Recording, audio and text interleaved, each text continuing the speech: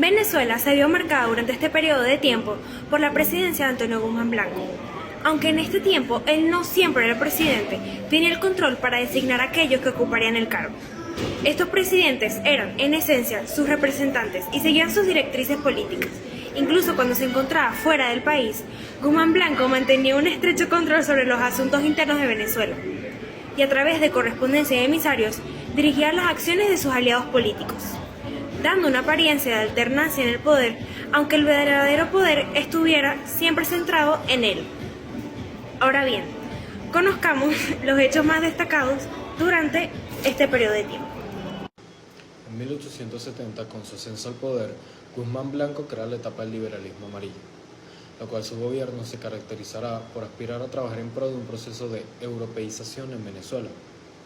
La concertación de una alianza con los principales caudillos, la lucidez en el manejo de la guerra civil y la presión frente a los elementos refractarios y el desarrollo en una primera fase de modernización del Estado. El 27 de junio de 1870 se promulgó el Decreto de Instrucción Pública, la cual el Estado pasaba a garantizar la educación libre y gratuita a los ciudadanos del país. El 19 de diciembre de 1870, la Compañía de Crédito de Caracas fue creada como una institución privada para mejorar la recaudación fiscal y ampliar el crédito público. Los accionistas eran empresas mercantiles que emitían billetes cuyo límite de emisión estaba dado por la cantidad que adelantan el Ejecutivo, con el respaldo de las recaudaciones aduaneras, dificultando el funcionamiento normal de las entidades bancarias y enfrentando problemas de liquidez, inflación y depreciación monetaria. El 1 de enero de 1873 fue el registro civil decretado por el presidente. El Estado llevaba la responsabilidad de registrar los nacimientos, matrimonios y fundaciones que ocurrieran en el país. El 7 de noviembre de 1873 ocurrió el primer censo poblacional de Venezuela, ordenado por el entonces presidente Antonio Guzmán Blanco, con el fin de saber con exactitud la cantidad de habitantes en el territorio nacional, y fue realizado tras culminar la Guerra Federal. El 28 de octubre de 1875 ocurrió la inauguración del Panteón Nacional. Se construyó donde anteriormente estaba la iglesia de la Santísima Trinidad, para conservar los restos de los próceres de la independencia y los de personas eminentes para el país. Como dato importante que hay que resaltar es que durante el mandato de Guzmán Blanco hubo tensiones con la Iglesia, lo que reflejaba su intención de debilitar la influencia eclesiástica en la política para poder romper con la relación del pueblo venezolano y la corona española, lo que significaba de alguna manera romper con el concepto de la Iglesia que se inculcó desde la corona. En el año 1876 se trasladan los restos de Simón Bolívar al Panteón.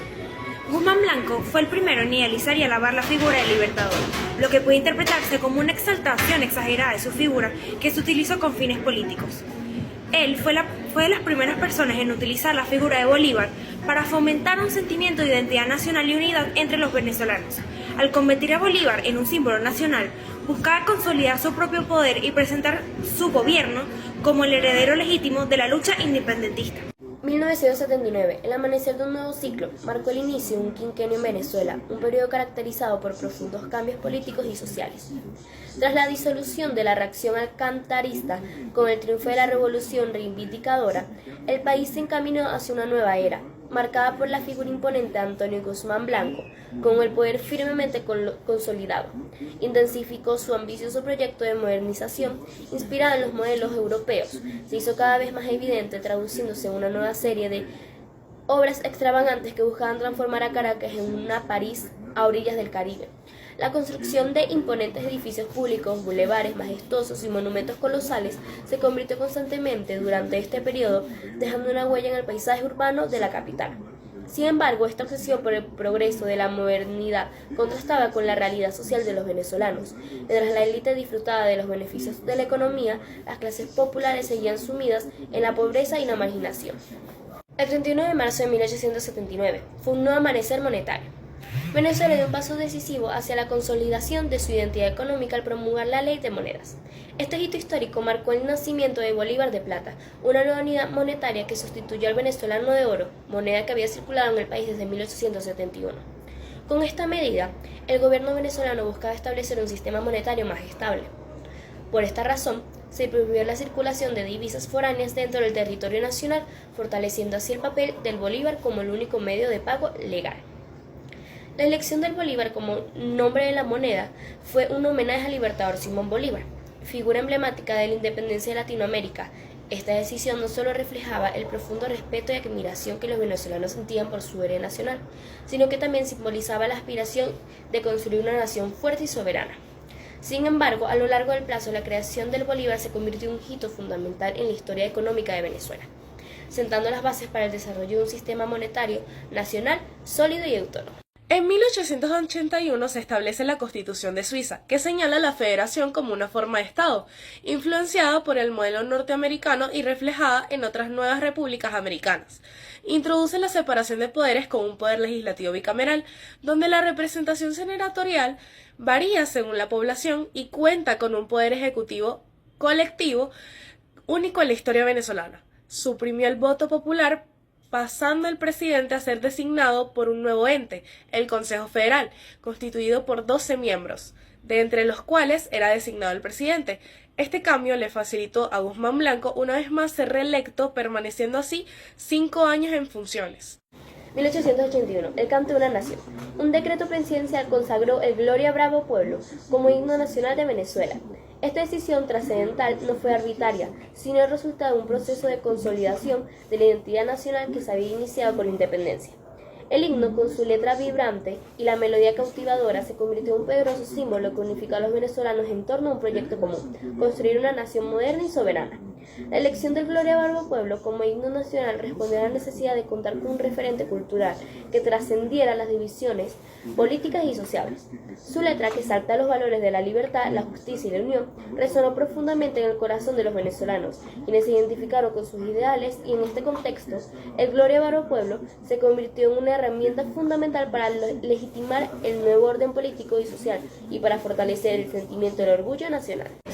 En el año 1886 inicia el bienio, donde se limitaron las libertades y se reprimió cualquier oposición política, creando un clima de miedo y censura. No lograría mayores avances en esta ocasión. Sus políticas fueron continuadas en su totalidad, e hizo varias reorganizaciones económicas y reabrió relaciones con Estados Unidos. A pesar de las reformas modernizadoras, la corrupción se convirtió en un problema endémico durante su gobierno, lo que afectó la eficiencia y la administración pública. Aunque el bienio de Guzmán Blanco fue un periodo de transformaciones para Venezuela, también dejó un legado de autoritarismo, corrupción y desigualdad social, lo que contribuyó a generar un clima de inestabilidad política que persistiría durante las décadas siguientes. El 28 de febrero de 1898, Ignacio Andrade asumió la presidencia de Venezuela como candidato oficial del Gran Partido Liberal. A pesar de no ser candidato, la figura de Antonio Guzmán Blanco seguía siendo determinante en la política venezolana. Su sistema político, caracterizado por el centralismo y el control férreo del poder, había dejado una huella en el país, y Crespo, como sucesor designado por Guzmán Blanco, buscaba perpetuar el modelo político existente. Su aparato político tenía como objetivo asegurar la continuidad del régimen y garantizar sus intereses. Estas elecciones de 1897, que dieron como ganador a Ignacio Andrade, fueron ampliamente consideradas como fraudulentas. La oposición denunció un proceso electoral amañado y viciado, lo que generó un clima de tensión y descontento, y la oposición, liderada por figuras como José Manuel Hernández, rechazó los resultados electorales y denunció el continuismo del régimen. La revolución de Queipa, liderada por Hernández, fue una muestra de la resistencia a la imposición de Andrade. La legitimidad del gobierno de Andrade fue constantemente cuestionada, lo que debilitó su autoridad y dificultó la gobernabilidad. Por lo que el ascenso de Ignacio Andrade a la presidencia en 1898 fue un episodio más en la compleja historia política de Venezuela.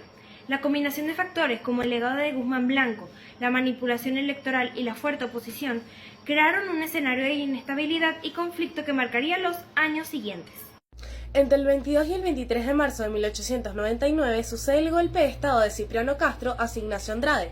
La desaparición de Joaquín Crespo, junto a la disminución de ingresos fiscales y crecientes presiones externas por la deuda pública, genera un clima de tensión en el país, cosa que acelera los planes de Castro, quien invade Venezuela desde su hacienda cerca de Cúcuta, con la ayuda financiera de Juan Vicente Gómez. Él logra liderar un golpe de estado llamado Invasión de los 60, sucedido durante la Revolución Liberal Restauradora. Este se beneficia de un comando unido que supera las jefaturas del ejército constitucional y aprovecha la defección de altos funcionarios del gobierno, lo que lleva a Andrade al exilio, marcando el inicio de una nueva era de inestabilidad política.